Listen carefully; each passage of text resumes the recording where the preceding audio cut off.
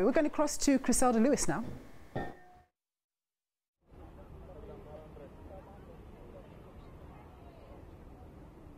Well, a very good afternoon to you, Nompo. While those explosive details were being revealed by the former Deputy Minister of Finance, Mcebisi Jonas, inside that inquiry, the South African Communist Party in Gauteng decided to come and protest just outside the inquiry as he was testifying, to come here and basically show support for the Commission, as well as to come and hand over a memorandum saying that they want this Commission of Inquiry at the end of the day to come out with the results where those who were allegedly involved in state capture here in South Africa will be fully brought to book. Now, the South African Communist Party handing over that memorandum of demands to the Secretary of the Commission, Dr. Khotso Devi, but the national leadership also here to show support this afternoon. Dr. Mapaila joins me. First of all, part of the posters here saying investigate corporate capture of the state without fear or favour and prejudice. Certainly that was the message you were sending here today, Mr. Mapaila. Yeah, thank you very much. Today we have begun a process through the Commission that depends and defends our democracy and constitutionalism. And this is a very critical period in our life as a country. And we want to thank this work that has been done and the affirmation that members of the Commission have given to us, as well as the presence today of Comrade Mcebisi Jonas, who gave a very brilliant input. We left when they went on to the break to join the march. But overall, I think we want to firstly affirm his conscientiousness as a revolutionary who affirmed the values of our movement against all forms of temptations. He rejected the offers in order to defend our democracy, which rests on the martyrdom of many of our people, heroes and heroines of our struggle for national liberation. And therefore, this beginning, South Africa will not go back. We are moving forward to reclaim ourselves. We are moving forward to develop our democracy, and the work of this Commission therefore becomes very, very much critical. And the work that our province has done to continue to give support to the Commission, it's something that they've made a pledge, will continue to do so constantly throughout the term of the Commission, so that the Commission can complete its work properly. Mr. Mapaila, what do you make of the details that are emerging inside this Commission now? A lot had been said by Mcebisi Jonas about what led to the alleged bribe that he was offered. We're also hearing now, almost seeing some of the jaws of some people dropping, where he alleges that there were threats made to his life if he would reveal a meeting that allegedly took place between himself, Duduzane Zuma, a businessman, as well as other individuals as well. Yes, this is very scary that actually Mcebisi Jonas' life has been threatened, like many others that have come out to report corruption.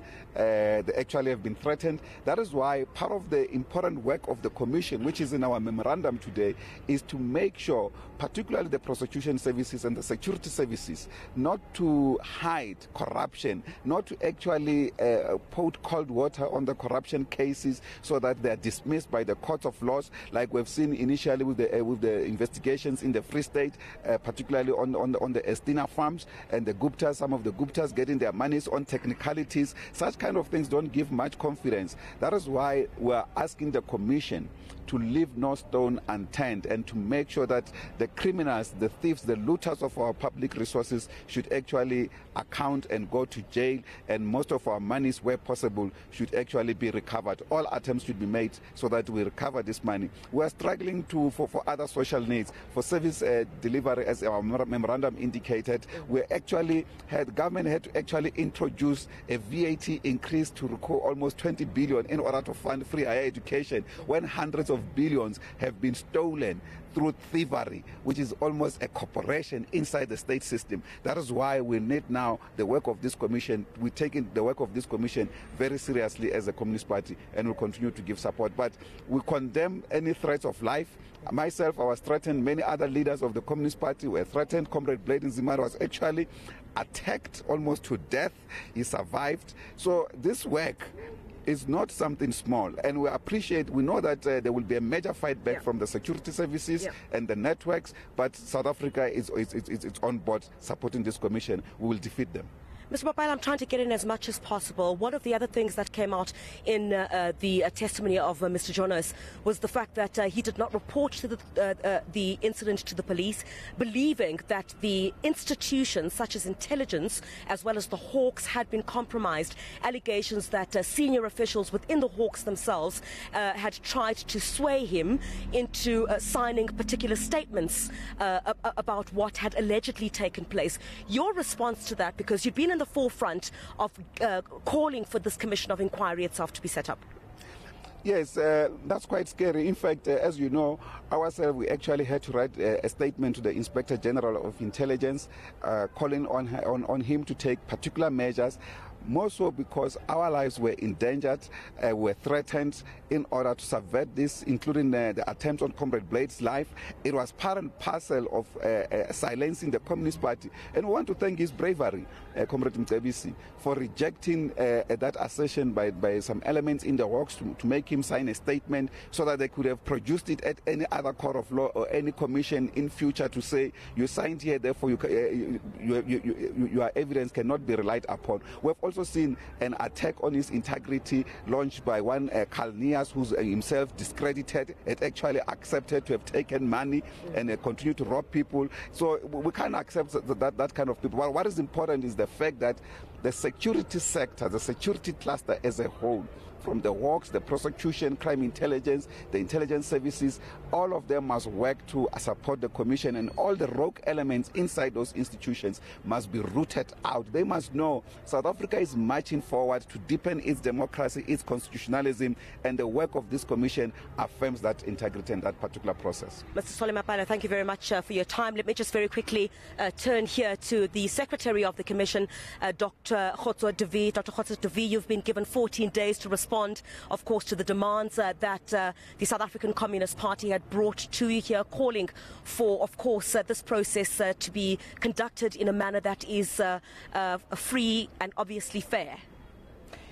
Well, as I said earlier on, first and foremost, I would like to thank the national, the provincial leadership of the South African Communist Party and its membership for taking the initiative to come and support the work of the commission. Yeah.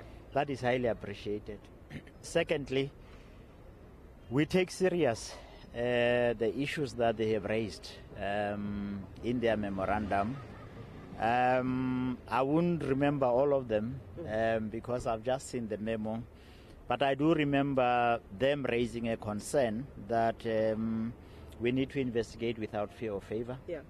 I do recall them directing us that we need to be serious about investigating what they call corporate capture. Yeah. It could be aligned to what our mandate refers to as state capture. There could be common ground. And they directed us that whatever we do, we should try and be conscious that what we're using is taxpayers' money. And we need to spend as minimal resource as possible to an extent that it is possible.